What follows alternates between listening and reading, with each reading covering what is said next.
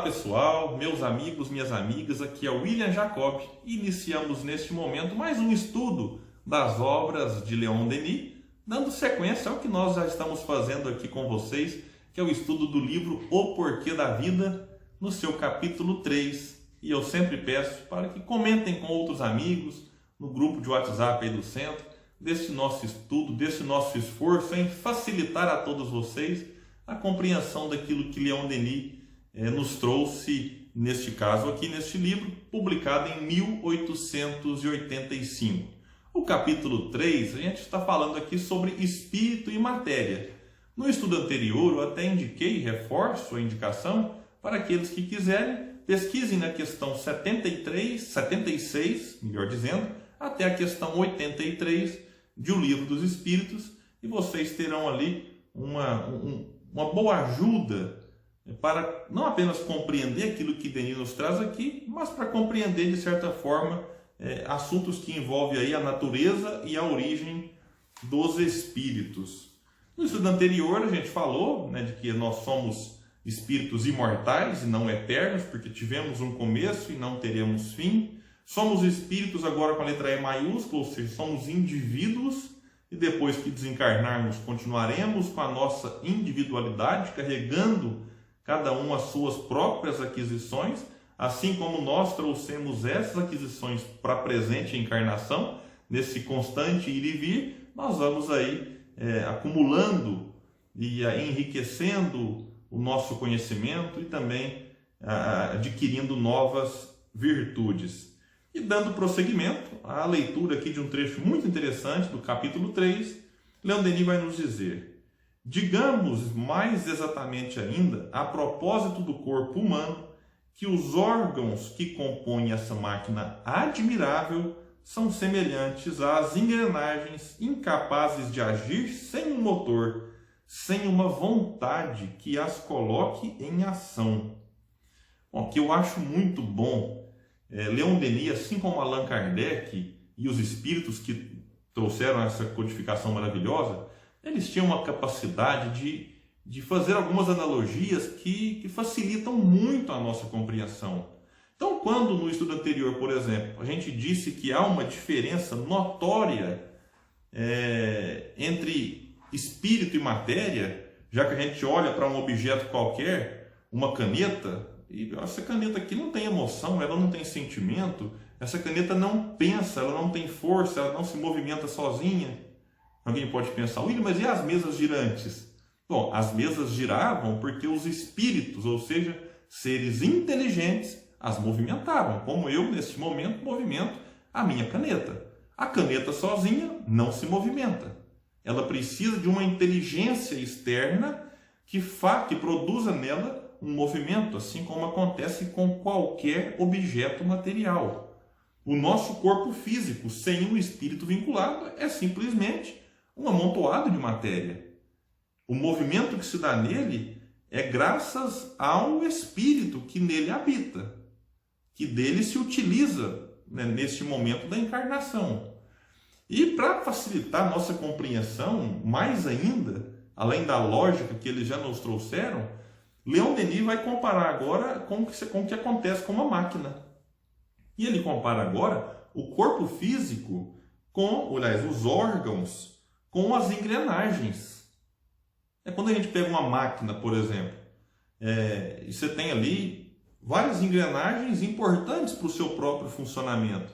Mas você olha para aquelas máquinas, para aquelas engrenagens, para aquele aparato material e pensa, poxa, como é que isso vai movimentar? E a gente percebe que para haver movimento na engrenagem é necessário, como eu falei aqui antes em relação à caneta, que haja uma interferência humana, uma interferência de uma inteligência, que vai apertar ali o start, vai apertar o início, vai ligar aquele motor, ou vai programar para que aquele motor ligue tal hora, mas é necessário uma inteligência atuando.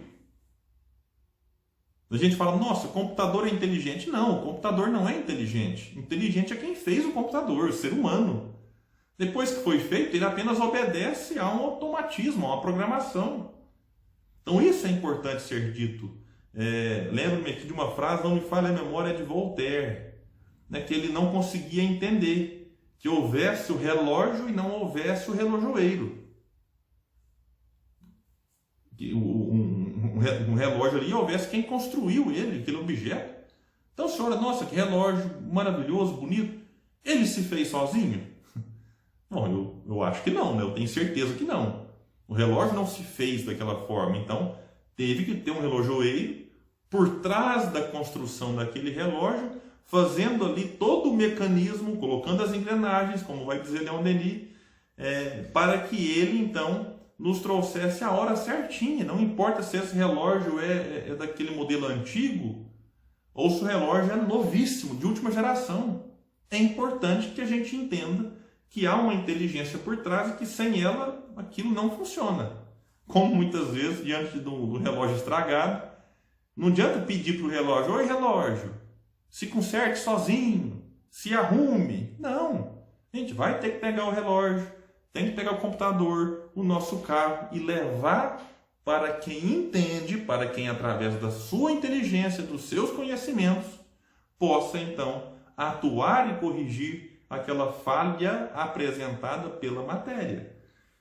E aí Leon Denis então vai dizer que esse motor, ou seja, o motor que movimenta as engrenagens de uma máquina admirável, nada mais é do que, no corpo humano, a alma. É a alma que dá movimento a essa matéria.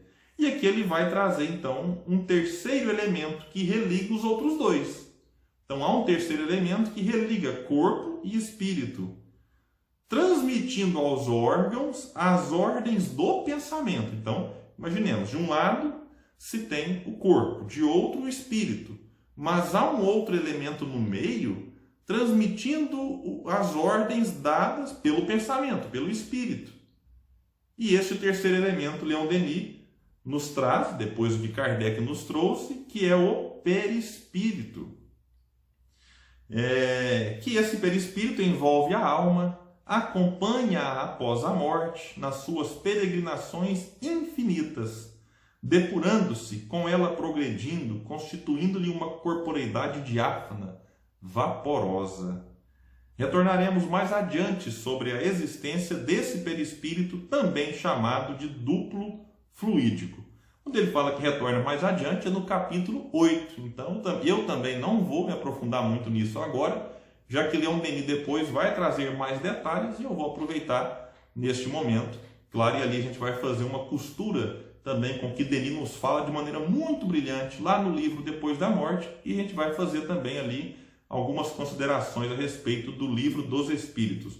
Mas só com informação antecipada aqui, quando ele chama também perispírito de duplo fluídico, daria para a gente considerar aquilo que Paulo coloca lá nas suas epístolas como corpo espiritual, ou como a Universidade de Quirov, os cientistas, nas suas descobertas, denominaram de corpo bioplásmico ou bioplasmático.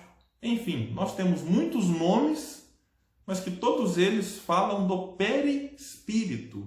Peri vem do grego em torno de, ao redor de, espírito. Então, há algo em torno do espírito que Kardec chama isso de perispírito.